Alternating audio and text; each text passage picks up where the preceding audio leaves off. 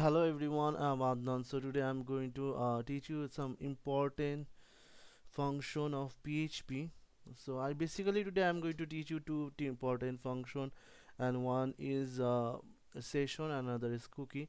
So what you can do with the help of cookie, you can store data inside your browser. So let's say if you want to store some data inside your browser, you can use this function.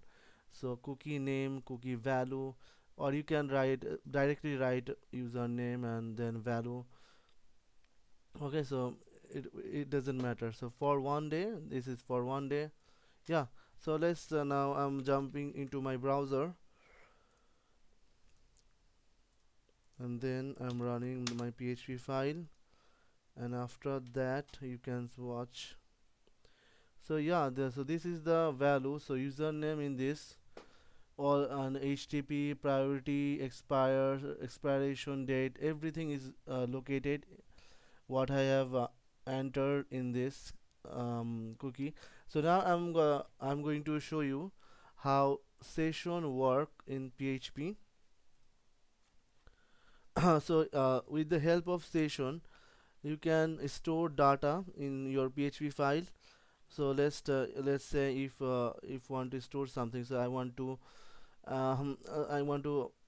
store this in my store this data green. So and after that, so inside my PHP file, so I then after that what I'm going to do is that